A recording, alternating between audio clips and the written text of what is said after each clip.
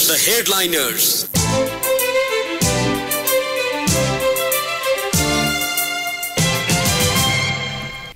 नमस्कार, रेडियो कान्तिपुरको नियमित प्रस्तुति द हेडलाइनर्समा तपाईलाई स्वागत छ। आज हामी सार्वजनिक खरिद र सुशासन सम्बन्धी विषयमा छलफल गर्दैछौँ र सो विषयप्रति तपाईको कुनै जिज्ञासा भएमा 01 54 41 905 मा फोन गरेर प्रश्न टिपाउन सक्नुहुनेछ। कृपया विषयवस्तुमा केन्द्रित हुने गरी मात्र प्रश्न टिपाउनुहोला।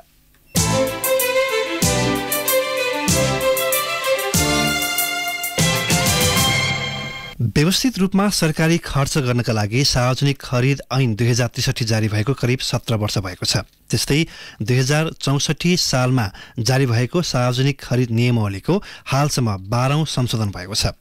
यसरी पटक पटक नियमावली संशोधन गर्दा विकासका क्षेत्रमा पर्ने प्रभावमा आधारित रही सार्वजनिक खरिद तथा निर्माण आयोजना व्यवस्थापन विज्ञ प्राध्यापक डाक्टर राजेन्द्र प्रसाद अधिकारीसँग हामी छलफल गर्दैछौँ र कुराकानीका लागि उहाँ हाम्रो स्टुडियोमा आइसक्नु भएको छ।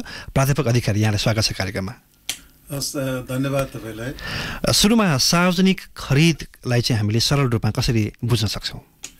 सार्वजनिक खरिद भनेको के हो, कसरी बुझ्नुपर्छ भने सरकारले, खास गरिकन सार्वजनिक संस्थाहरूले नेपाल सरकारको पैसामा भनेको, नेपाल सरकारको पैसा भने के हुन्छ भने हामीले जुन कर तिर्छौँ अथवा हामीले जुन विदेशी अथवा दात्री निकायहरूबाट ऋण लिन्छौँ, त्यो ऋणहरूबाट सरकारी कोषको सामान किन्ने क्रममा सरकारी सेवाहरू उपयोग गर्नको निमित्त खरिद गरिने लिने विषय चाहिँ सार्वजनिक खरिदभित्र पर्छ।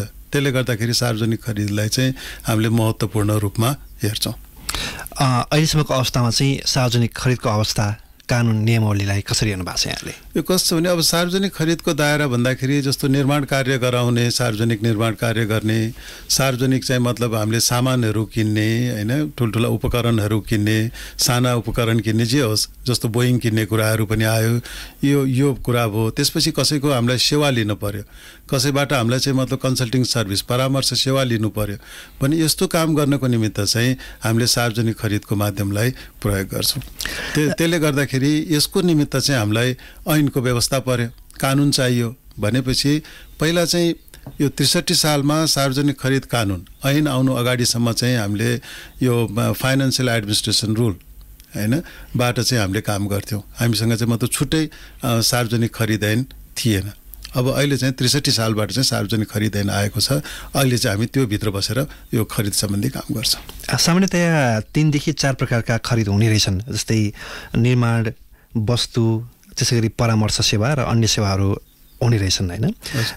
यसको प्रक्रियाहरू चाहिँ के छन्, कस्ता कस्ता छन्? यो कस्तो हुन्छ भने अब यो निर्माण कार्य गराउने अथवा हामीले कुनै सामान किन्नु पर्यो, कुनै पनि सामान किन्ने, त्यसलाई हामीले वस्तु भन्छौँ, अथवा कुनै पनि सेवा लिनु पर्यो भने यसका चाहिँ विधिहरू अब सार्वजनिक खरिद ऐनले, सार्वजनिक खरिद नियमावलीमा व्यवस्था गरेको हुन्छ। एउटा हामीले सबभन्दा बढी चाहिँ केमा उ गर्छौँ भने राष्ट्रिय प्रतिस्पर्धी बोलपत्र भन्छौँ, बोलपत्र आह्वान गरेर किन्छौँ। त्यसमा हामीले 30 दिनको सूचना दिनुपर्छ र प्रतिस्पर्धी जुन त्यो काम गर्ने, सामान सप्लाई गर्ने भए आपूर्तिकर्ता भन्छौँ, निर्माण कार्य गर्ने भए निर्माण व्यवसायी भन्छौँ, यिनीहरूलाई उहाँहरूलाई छान्नको निमित्त चाहिँ हामीले सूचना दिन्छौँ र उहाँहरूले सबैभन्दा प्रतिस्पर्धी रूपमा हामीलाई बोलपत्र उहाँहरूले कति पैसामा काम गरिदिन सक्नुहुन्छ भनेर बताउनुहुन्छ। त्यो बताएको कुरालाई चाहिँ अनि हामीले मूल्याङ्कन गर्छौँ। त्यो मूल्याङ्कन गरिसकेपछि एउटा यो सार्वजनिक खरिदमा विशेष रूपमा हामीले शब्द प्रयोग गर्छौँ। त्यो भनेको सबभन्दा कम पैसा दिनेलाई हामीले लिने होइन। राष्ट्रिय बोलपत्रको काम गर्दाखेरि यसमा के भन्छ भने सारभूत रूपमा प्रभावग्राही न्यूनतम मूल्याङ्कित हो। यो भनेपछि सबभन्दा जनबोलीमा चाहिँ सबभन्दा कम गर्नेलाई लो बिडलाई दियो भन्छ। लो बिडलाई दिएको होइन, पहिलो कुरा ऊ चाहिँ मात्रै योग्य हुनुपर्छ। त्यसले गर्दाखेरि के भन्छौँ त, सारभूत रूपमा प्रभावग्राही हो कि होइन, त्यो प्रभावग्राही हो भनेदेखि मात्रै सब्सटेन्सियली रेस्पोन्सिभ भयो। अनि बल्ल उसको अनि सबभन्दा त्यसमध्येमा जो रेस्पोन्सिभ छ, जसको चाहिँ मतलब क्वालिफाइड चाहिँ योग्य हुन्छ, उहाँहरू मध्येको सबभन्दा कम पैसा तिर्नेलाई मात्रै हामीले दिने हो। यो यहाँले भन्नुभएको हामीले सामान्यतया बुझ्दाखेरि चाहिँ कहीँ हामीले जस्तै बोल कबलको कुराहरू भयो अथवा टेन्डर हाल्दाखेरि चाहिँ सबभन्दा सस्तोलाई चाहिँ पारिने पर्ने भन्ने कुरा बुझिन्छ। यो प्रक्रियालाई खास के हो? यो होइन, सबभन्दा सस्तोलाई हुँदै होइन होइन। मैले अघि भने नि यसमा कस्तो हुन्छ भने योग्य हुनु पर्यो। हामीले स्पेसिफिकेसन भन्छौँ। स्पेसिफिकेसनको भूमिका के हुन्छ भने चाहे निर्माणमा होस् चाहे सामानहरू किन्ने कुरामा होस्, मलाई के चाहिएको भन्ने हिसाबले हामीले हेर्छौँ होइन।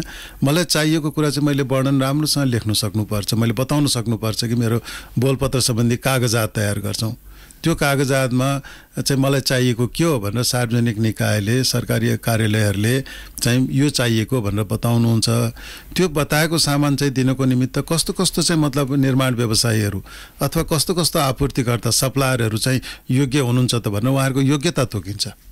उहाँहरूको चाहिँ मतलब आर्थिक क्षमता कस्तो छ, उहाँहरूको काम गरेको अनुभव कस्तो छ भन्ने कुराहरूको आधारमा मात्रै अनि बल्ल उहाँहरूलाई हामीले छान्ने हो। नेपालमा प्राय सस्तो रूपमा चाहिँ सबभन्दा कम मूल्य राख्दै पनि बढीलाई दिएको अथवा बढी राख्दा चाहिँ कमलाई दिएको भन्ने कुरा एउटा डिबेट भएको पाइन्छ। अथवा कम मूल्य हाल्दै बढी मूल्य दिनेलाई चाहिँ दियो भने एउटा चाहिँ अनियमित गर्यो भन्ने कुरा चाहिँ बाहिर आउँछन्। यसलाई हामीले कसरी बुझ्न सक्छौँ? हो, यो एकदम ठिक कुरा उठाउनु भयो। यो कस्तो छ भने नि एउटा कुरा हामीले बुझ्नुपर्ने, सार्वजनिक खरिद र योसँग जोडिएको मतलब करार भनौँ न होइन, खरिद सम्झौता गरिसकेपछि यसमा गर्नुपर्ने कुनै पनि निर्णय भनेको पैसासँग जोडिएको हुन्छ। यो पैसासँग जोडिएको हुने भएकोले के भयो त, यसमा कुनै पनि निर्णय गर्ने बित्तिकै पैसाको कुरा चाहिँ आउँछ। त्यसले गर्दाखेरि सार्वजनिक खरिद र निर्माण आयोजना व्यवस्थापन अथवा सामान सप्लाईको विषयमा गरिने निर्णयले चाहिँ मतलब सिधै भ्रष्टाचार भयो, पैसा खायो भन्ने कुरामा हामीले सोच्नु चाहिँ हुँदैन एउटा कुरा। तर अहिले के भने यो हामीले भन्छौँ अहिले ओभरसाइट एजेन्सी भन्छौँ, जस्तो अख्तियार जस्तो संस्था अथवा महालेखा परीक्षक जस्तो कार्यालय, त्यहाँबाट उठाइने विषयहरूले गर्दाखेरि चाहिँ अब यो विषय के हो भने हामीले त सबभन्दा कम सस्तोलाई दिनुपर्छ, नभएदेखि त हामीलाई त मतलब भ्रष्टाचार गर्यो भन्ने खालको चाहिँ मतलब जनमानसको बुझाइ हुन गयो। यसले गर्दाखेरि के भने अब समयमा निर्णय नगर्ने खालको चाहिँ परिपाटीहरू विकास भएको हो। तर कानुन त हामीले गर्ने कुरा भनेको के हो भने पहिला योग्य नभइकन त हामीले त्यसलाई त जति कम पैसामा कोट गरे पनि हामीले दिँदैनौँ। त्यस कारण योग्य फर्म कम्पनीलाई छानिसकेपछि त त्यसलाई चाहिँ हामीले सस्तोमा दिएको भन्नु हुँदैन। यो प्रतिस्पर्धी बोलपत्र हामीले लिएको अवस्था हो। प्राध्यापक अधिकारी जस्तै यहाँको भनेको आधार मान्दा चाहिँ नेपालमा भइरहेको के छ र हुनुपर्ने के हो यो सार्वजनिक खरिदको क्षेत्रमा? सार्वजनिक खरिदको क्षेत्रमा चाहिँ मतलब अहिले भइरहेको अहिले अव्यवस्था हो होइन। अहिले यसलाई सम्हाल्न नसकिएको अवस्था हो र त्यसले गर्दाखेरि के भयो भने अब अघि नै मैले निवेदन गरेँ, अख्तियार जस्ता संस्थाहरूको कारणले हामी काम गर्न सक्दैनौँ भनेर जुन निर्णय गर्नुपर्ने, उचित निर्णय गर्नुपर्ने कुरा निर्णय नगर्ने अवस्थामा पुग्नुभयो। सक्षम राम्रा चाहिँ मतलब कर्मचारीहरू जसले काम गर्न सक्नुहुन्छ, चाहनुहुन्छ। अब यति भन्दा फेरि सार्वजनिक खरिदमा चाहिँ नचाहिने काम यो भ्रष्टाचारसँग जोडिएका कुराहरू त फेरि बढेको देखिन्छ ठुल्ठुला उसमा। भन्दाखेरि के भयो भने अहिलेको हाम्रो अभ्यासले, सार्वजनिक खरिदमा गरिएको अभ्यासले गर्नुपर्ने राम्रो काम गर्नको निमित्त मान्छे हच्किने नगर्ने हुनुभयो, नगर्नुपर्ने काम गर्नलाई रोकिएन। त्यसले गर्दाखेरि यो चाहिँ के भने अहिले एकदम अव्यवस्थाको शिकार भएको अवस्थामा चाहिँ सार्वजनिक खरिद देखिन्छ। जस्तै सार्वजनिक खरिद नियमावली 2064 जारी भएसँगै 2080सम्म आइपुग्दाखेरि चाहिँ 12औं पटक संशोधन भयो। यो कुनै संशोधन त 3 महिना, कुनै 5 महिनाको समय पनि भएको छ, 24 दिनसम्ममा भएको पनि छ होइन, सबभन्दा कममा चाहिँ। यसरी छोटो समयमै संशोधन गर्नुपर्ने अवस्था चाहिँ आउनुपर्ने कारण के हो? यो चाहिँ सुशासनको दृष्टिकोणले एकदमै कमजोर काम गरिएको हो सरकारले। यसमा राजनीतिक नेतृत्व चाहिँ मतलब दोषी छ भन्छु, मेरो आफ्नो चाहिँ मतलब अहिलेसम्म देखिएको हेरेको हिसाबले। किनभने नियमावली संशोधन भनेको मन्त्री परिषद क्याबिनेटले गर्ने हो। मन्त्री परिषदले गर्ने भएपछि त मन्त्री परिषदले सोच्नु पर्यो नि त मैले किन गरेको हो यो नियमावली। जुन बेला मन लाग्यो त्यही बेला संशोधन गर्ने हो। र एउटा आयोजना व्यवस्थापन भनेको त हजारौँ आयोजना चाहिँ गरिराखेका हुन्छ, साना ठुला गरेर। त्यो सार्वजनिक खरिदसँगको हिसाबले गरिराखेको हुन्छ, करार सम्झौता अनुसारको गरिराखेको हुन्छ। अनि यहाँ नियम संशोधन गर्दै चाहिँ मतलब त्यसलाई चाहिँ एकवटा आफ्नो स्वार्थ अनुरूप चाहिँ नियम संशोधन गर्ने हो भने त यो समस्या देखा पर्छ। त्यस कारण यसमा स्वार्थ हाबी भएको नै देखिन्छ, स्वार्थको कारण नै हो यो। मैले कतिपय समाचारहरू हेरेको थिएँ, जस्तै गत वर्षको असारको 20 गते अथवा कुनै गत असारको महिनामा 12औं संशोधन भयो नियमावली। त्यसपछि समाचारहरू आए अब चाहिँ निर्माण व्यवसायहरूको लागि बाटो सहज भयो, काम गर्न बाटो खुल्ला भन्ने हिसाबले चाहिँ सकारात्मक समाचार चाहिँ प्रभाव भए। तर यो सँगसँगै चाहिँ एउटा नदेखिने ठुलो घाटा, देशलाई नोक्सान पनि भइरहेको छ नि त। टाइममा छोटो समयमा यसरी नियमावली परिवर्तन हुँदाखेरि चाहिँ यस्तो यो ठुलो दीर्घकालीन असर चाहिँ कसरी हेर्नुहुन्छ यहाँले? हो, यसको ठुलो इम्प्याक्ट हुन्छ। के भने यो निर्माण कार्य भनौँ अथवा कुनै पनि सामान हामीलाई तोकिएको समयभित्र पाएनौँ भने एउटा सेवाग्राहीलाई हामीले जे सेवा दिन खोजेको त्यो सेवा पाएनौँ। समय बढेपछि त्यसको लागत बढ्छ, अरू ओभरहेड कस्टहरू त्योसँग जोडिएर बढ्ने हुन्छ। त्यसले गर्दा समयभित्र नहुने बित्तिकै त हाम्रो लागतमा इम्प्याक्ट पर्छ, लागत बढ्छ। अब यो समयभित्र चाहिँ मतलब किन हुन सकेन त होला भन्ने हिसाबले हामीले हेर्नु पर्दाखेरि चाहिँ यही जुन भन्यौँ कि निर्णय गर्नुपर्ने समयमा लिनुपर्ने निर्णयहरू त हामीले लिनुपर्ने हो नि, समयले भित्र निर्णय गर्न सकिएन। अनि त्यसलाई गएर चाहिँ अनावश्यक संशोधन आयोजना चाहिँ एउटा आयोजनाको लेभलमा अथवा एउटा करार सम्झौता जुन गर्यो त्यो सम्झौताको तहमा त्यहीँ गएर त्यसको आयोजना प्रमुखले अथवा जसले सामान लिन खोज्नु भएको छ त्यो कार्यालयको प्रमुखले गर्नुपर्ने निर्णयलाई चाहिँ हामीले नियमावली संशोधनको मार्फत सम्बोधन गर्न खोज्दाखेरि यो खालको व्यथिति चाहिँ देखिएको। अघि यहाँले दुई पटक जोड्नुभयो सार्वजनिक खरिदमा भ्रष्टाचारको प्रवेश पनि कता कता हुन्छ, यो कुरा पनि कति लिङ्क हुन्छ? सार्वजनिक खरिदलाई विश्वभरि नै मतलब भ्रष्टाचारसँग बढी संवेदनशील सुशासनको हिसाबले भ्रष्टाचार हुन सक्ने क्षेत्रको रूपमा नै यसलाई हेरिन्छ हैन। ठुल्ठुला घटनाहरू यसमा भएका हुन्छन्।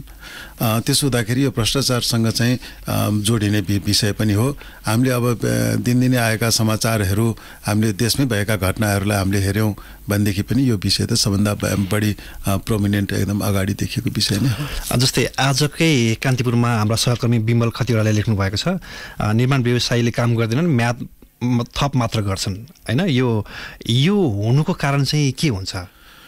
अब यसको नदेखेका रहस्य हो। यसको चाहिँ पहिलो चाहिँ मलाई लाग्छ हामीले करार कार्यान्वयन अघि नै भन्यौँ निर्णय गर्न सकेनौँ। यो एउटा करार कार्यान्वयनको सम्झौता कार्यान्वयनको एउटा राम्रो पक्ष भनौँ न, कस्तो राम्रो पक्ष भने यसले चुप लागेर बस्दैन कि तपाईँले कि समयमा अब एउटा निर्माणको कुरा गरौँ न, मान्छेले बुझ्ने हामीले बुझ्ने सजिलो हिसाबले एउटा समय तोकिएको हुन्छ, यो समयमा निर्माण कार्य सम्पन्न गर्ने भनियो। निर्माण कार्य समयमा सम्पन्न गरेन भनेदेखि समय थप दिनुपर्छ। समय थप दिनेमा दुईटा कुरा हामीले हेर्नु पर्यो। यदि सार्वजनिक निकायको कारणले गर्दाखेरि निर्माण व्यवसायीले समयमा काम गर्न सक्नु भएन भने समय थप गरिदिनुहोस्। होइन भनेदेखि चाहिँ मतलब खरिद ऐनले के भन्छ भने यो लिक्विडेटेड ड्यामेज भन्ने छ, पूर्व निर्धारित क्षतिपूर्ति लगाउनुहोस्। प्रतिदिन निर्माण व्यवसायले जुन ढिलो गर्नुहुन्छ उहाँको आफ्नो कारणले काम गर्न ढिलो गर्नुहुन्छ भनेदेखि यो चाहिँ मतलब सम्झौता रकमको 10% अथवा बढीमा 200 दिन भनौँ न, 200 दिनसम्म चाहिँ उहाँले आफ्नो हर्जाना तिरेर चाहिँ त्यो समय पाउनुहुन्छ काम गर्नको निमित्त। यदि त्यो समयभित्र पनि गर्नुहुन्न भनेदेखि त्यो ठेक्का तोड्नुहोस्, त्यसपछि उहाँलाई कालो सूचीमा राख्नुहोस्। अनि बाँकी काम सम्पन्न गर्नको निमित्त जति बढी पैसा लाग्छ त्यो बढी पैसा पनि निर्माण व्यवसायसँग लिनुहोस् भनिसकेपछि अनि गएर निर्माण व्यवसायले काम गरेनन् त्यस कारण समय थप गर्ने भन्ने कुरा हुन्छ र? यो त स्वतः सार्वजनिक निकायको निकम्मापन हो नि त, यो त अक्षमता हो नि त। यो अक्षमतालाई जबसम्म हामीले स्वीकार्न सक्दैनौँ, सार्वजनिक निकायले जब यो अक्षमतालाई स्वीकार्न सक्दैन अथवा राजनैतिक नेतृत्वले हैन। अब कस्तो छ भनेदेखि सार्वजनिक खरिद अनुगमन कार्यालय छ, त्यो प्रधानमन्त्री कार्यालय अन्तर्गत छ भनिसकेपछि त यसको जिम्मेवारी त प्रधानमन्त्रीले लिनु पर्यो, प्रधानमन्त्री कार्यालयले लिनु पर्यो। यसको विभागीय मन्त्री भनेको प्रधानमन्त्री नै हुनुहुन्छ भनेपछि त यो जिम्मेवारी लिएर यसलाई नबुझ्ने हो भनेदेखि यो विडम्बनाबाट हामी मुक्त हुन सक्ने देखिँदैन। प्राध्यापक अधिकारी, जस्तै कुनै पनि पक्षको सार्वजनिक खरिदमा सहभागी हुन चाहने अथवा हुने पक्षहरूको चाहिँ अनुभवको भूमिका कस्तो रहन्छ? मैले जोड्न खोजेको कुरा के हो भने पछिल्लो संशोधन नियमावलीमा चाहिँ 10 वर्षीय अनुभवलाई घटाएर 5 वर्ष भए पनि पुग्ने राखेको छ र पैसाको दायरा चाहिँ 3 अर्बबाट बढाएर 5 अर्बसम्मको ठेक्का पनि पाउने राखेको छ। पैसाको मात्रा बढी अनुभव कम भयो भने पुग्ने भन्ने यो लिङ्क जोड्न खोजेको मैले हो। यो अब कस्तो छ भने नि यो त सरकारको सबै पैसा सरकारले विकासमा खर्च गर्न खोजेको सेवाहरू प्रवाह गर्नको निमित्त चाहिँ मतलब आफूले आवश्यक पर्ने सामग्रीहरू खरिद गर्न खोजेको हुँदाखेरि राज्यको सबभन्दा ठुलो पैसा यो मार्फत खर्च हुन्छ। पहिलो कुरा हामीले त्यसलाई बुझ्नु पर्यो। यो मार्फत राज्यको सबभन्दा ठुलो पैसा खर्च हुन्छ भनिसकेपछि त राज्यले खर्च गर्ने कुरा नेपाली चाहिँ मतलब व्यवसायीहरूले, चाहे निर्माण व्यवसायी होस्, चाहे आपूर्तिकर्ता होस्, चाहे सेवा प्रदायक होस्, उहाँहरूकै बिचमा पैसा जाओस् भन्ने कुरालाई लिनु पर्यो। उहाँहरूको क्षमता बढाउने काम पनि त राज्यको हो। त्यसो हुँदाखेरि यो क्षमता बढाउने हिसाबले संस्थागत रूपमा एउटा नतिजा निकाल्ने हिसाबले हामीले यो गर्छौँ भने यसलाई बेठिक भन्न मिल्दैन, यो हुनसक्छ। त्यो सँगै त्यसको क्षमता बढाइदिनु पर्यो। जस्तो तपाईँको 11-12 हजार भन्दा बढी चाहिँ घ श्रेणीका निर्माण व्यवसायीहरू हुनुहुन्छ जो स्थानीय तहमा दर्ता गरेर बस्नुभएको छ भनेपछि उहाँहरूलाई काम क्रिएट गर्ने, उहाँहरूलाई काम सृजना गर्ने काम पनि त नेपाल सरकारको हो। क श्रेणीका 300+ निर्माण व्यवसायीहरू हुनुहुन्छ भने उहाँहरूको क्षमता अभिवृद्धि गर्दै, उहाँहरूको अनुभवलाई चाहिँ संस्थागत गर्दै विदेशमा समेत बिड गर्न सक्ने, विदेशमा गएर नि काम गर्न सक्ने गरी बनाउने काम त फेरि राज्यको पनि त हो नि। त्यो हिसाबमा यसलाई चाहिँ मतलब बुझेर हामीले हाम्रो क्षमता अभिवृद्धिको निमित्त काम गर्ने हो भनेदेखि चाहिँ यो हुनसक्छ। होइन अहिलेकै स्थिति तपाईँले देख्नुहुन्छ भनेदेखि सबै आयोजनाहरू लथालिङ्ग छ, सबै सरकारको कारणले मात्रै त लथालिङ्ग होइन होला नि त। भनेपछि कहीँ त निर्माण व्यवसायको पनि त यसमा त दोष त होला। भनेपछि यो दुइटै कुरालाई कहीँ पनि नछुटाइकन कहीँ मिसाएर चाहिँ हामीले चाहिँ यो खालको काम गऱ्यौँ भने अनि यसमा चाहिँ कहीँ गोलमटल हो कि भन्ने हिसाबले नै हेर्नुपर्ने हुन्छ।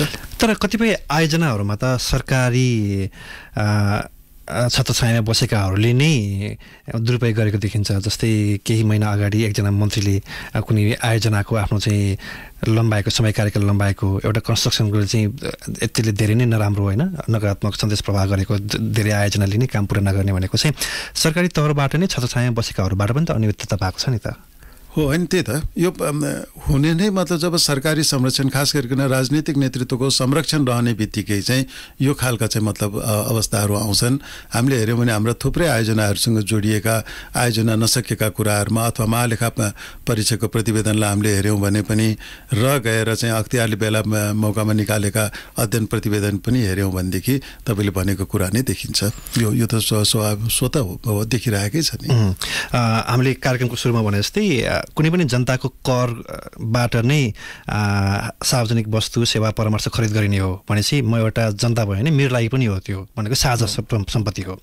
सार्वजनिक खरिदमा चाहिँ अपनाएका राम्रा पक्षहरू चाहिँ पब्लिकले चाहिँ बुझ्न चाहँदाखेरि चाहिँ के पक्षहरू पनि छन् त्यसमा?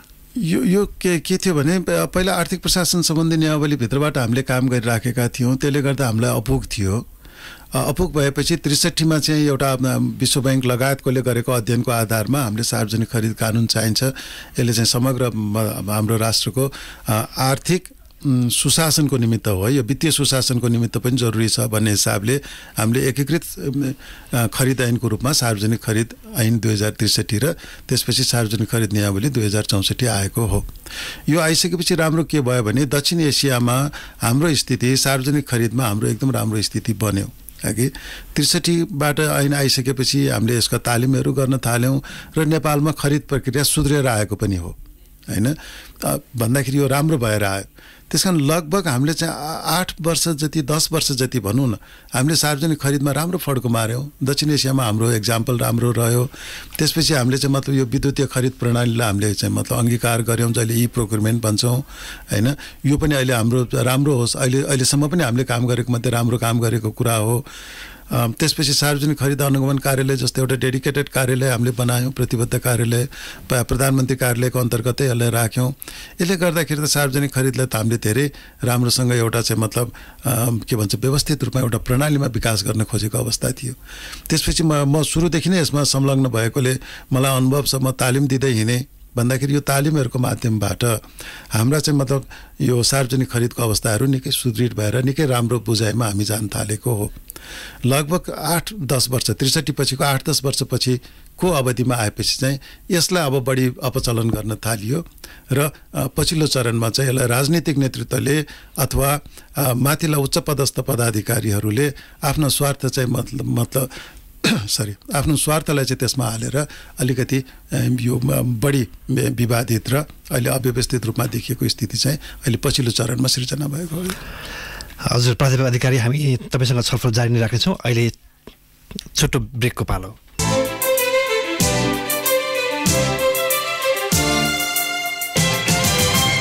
ब्रेकपछि स्वागत छ तपाईँलाई। आज हामी सार्वजनिक खरिद र सुशासन सम्बन्धी विषयमा छलफल गर्दैछौँ। आज हामीसँग सार्वजनिक खरिद तथा निर्माण आयोजना व्यवस्थापन विज्ञ प्राध्यापक डाक्टर राजेन्द्र प्रसाद अधिकारी हुनुहुन्छ। प्राध्यापक अधिकारी, यहाँलाई पुनः स्वागत छ कार्यक्रममा। धन्यवाद। सार्वजनिक खरिदमा पारदर्शिताको भूमिका कस्तो हुन्छ? एकदमै महत्त्वपूर्ण छ। सार्वजनिक खरिदको हामीले खम्बा भन्छौँ पिलर मध्येमा यो पारदर्शिता एउटा महत्त्वपूर्ण पिलर हो। मैले के गरिराखेको छु, सार्वजनिक खरिद मैले कसरी गरिरहेको छु भन्ने कुरा प्रष्टसँग देखाउन भन्न सक्ने हुनुपर्छ त्यसकारण यो पारदर्शिताको माध्यमबाट मात्रै नै हामीले जुन जवाफदेहिता एकाउन्टेबिलिटीको कुरा गर्छौँ एकाउन्टेबिलिटी सुरु हुन्छ। त्यसकारण यो अत्यन्तै महत्त्वपूर्ण छ। किनभने यो सार्वजनिक खरिद त हामीले अघि भर्खर अरबको कुरा गर्ने गऱ्यौँ होइन, यो त 1000देखि सुरु भएर अरबसम्म जान्छ नि त सबै किसिमको प्रक्रिया होइन। यसमा त साना पक्ष पनि सहभागी हुन सक्छन्, ठुला व्यवसायहरू पनि सहभागी हुन सक्छन्। यसको लागि चाहिँ सानाको र ठुलो, सानाले पनि सहभागी हुनको लागि र ठुलोले सहभागी हुनको लागि चाहिँ कस्तो व्यवस्था छ? यसमा के भने यो निर्माण व्यवसाय ऐन 2055 भन्ने छ, यसले चाहिँ हाम्रो 4वटा वर्गमा निर्माण व्यवसायहरूलाई वर्गीकरण गरेको छ, क, ख, ग र घ भनेर। सार्वजनिक खरिद ऐन आएपछि यो वर्गलाई चाहिँ यसले चिन्दैन, वर्गको ऊ छैन भन्ने हुन्छ। तर अघि नै पनि हामीले अलिकति चर्चा गऱ्यौँ कि अब त मतलब हामी देश गणतन्त्रमा गइसक्यो, स्थानीय तह, प्रदेश र सङ्घ केन्द्रीय सरकार छ, त्यो 3टा तहमा सरकार भइसक्यो र साना व्यवसायीहरू पनि हामीसँग थुप्रै हुनुहुन्छ भनिसकेपछि यो साना व्यवसायीहरूलाई हामीले कसरी चाहिँ मतलब सार्वजनिक खरिदको माध्यमबाट उहाँहरूलाई चाहिँ मतलब काममा लगाउन सक्छौँ, स्थानीय तहको काममा लगाउन सक्छौँ। त्यसपछि मध्यम वर्गका सी र डी वर्गका व्यवसायले कसरी लगाउन सक्छौँ र क श्रेणीकामा पनि अब ठुला अरबभन्दा माथिका काम गर्न सक्ने निर्माण व्यवसायीहरू हुनुहुन्छ भने सार्वजनिक निजी साझेदार जस्ता चाहिँ आयोजनाहरूमा उहाँहरूको इन्भल्भमेन्टलाई कसरी बढाउन सक्छौँ भन्ने विषयमा सोच्नुपर्छ। त्यसैले यसलाई यो रणनैतिक रूपमा स्ट्राटेजिक रूपमा देशको समग्र आर्थिक विकासमा प्रयोग हुने हिसाबले चाहिँ मतलब देशको राजनीतिक वृत्तले सोच्न जरुरी छ। नेपालको विकासका लागि सार्वजनिक खरिदको भूमिकालाई यहाँले कसरी हेर्नु भएको छ? अत्यन्तै महत्त्वपूर्ण छ। यसले मतलब रोजगारीको सृजना गर्नुपर्छ, यसकै माध्यमबाट त्यसमा चाहिँ मतलब यो अर्थलाई चाहिँ चल्ने गर्नुपर्छ। सिमेन्ट र हामीले डन्डीको उद्योगमा हामी आत्मनिर्भर छौँ भनिसकेका छौँ भनेपछि यसको अहिले लगभग 50-60% भन्दा बढी तिनीहरूको क्षमता उपयोग भएको छैन, त्यसलाई राम्रोसँग क्षमता उपयोग गर्नुपर्छ, रोजगारीको अवस्था सृजना गर्नुपर्छ, पर्यटकीय उत्पादनमूलक पर्यटकीय र कृषिलाई जोड्ने गरिकन यसले चाहिँ मतलब पूर्वाधारहरू निर्माण गर्नको निमित्त यसलाई परिचालन गर्नुपर्छ।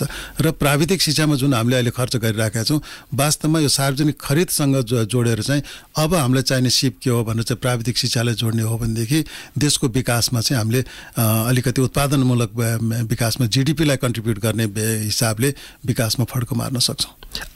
यो प्रक्रियाका लागि चाहिँ एउटा कुनै पनि नागरिकको अनुगमनको भूमिका चाहिँ कस्तो हुन्छ? अब नागरिकको चाहिँ मतलब अघि भन्यो हामीले कि यो जब पारदर्शी हुने, नागरिक पनि जिम्मेवार हुने हिसाबले चाहिँ आउँदाखेरि नागरिकको भूमिका एकदमै महत्त्वपूर्ण छ। त्यसमा नागरिकले पनि जिम्मेवार भएर आउनुपर्छ। तर अब नागरिकले चाहिँ के भने अघि नै मैले निवेदन गरेँ कि सार्वजनिक खरिदमा अब सबभन्दा कम पैसा योग्यताभित्र परेर पनि सबभन्दा कम पैसा कोट गर्नुभएको छ। उहाँले काम गर्न सक्नुहुन्न, उहाँलाई नदिने भनेर निर्णय गरेको छ कुनै सार्वजनिक निकायका चाहिँ मतलब कर्मचारीले भने त उहाँले यो बदमासी गर्यो नै भन्ने आँखाबाट हेर्नेबाट चाहिँ फेरि नागरिक समाज पनि मुक्त हुनुपर्छ। साँच्चै अपचलन भयो कि भएन भन्ने कुरामा होसियार हुनुपर्छ।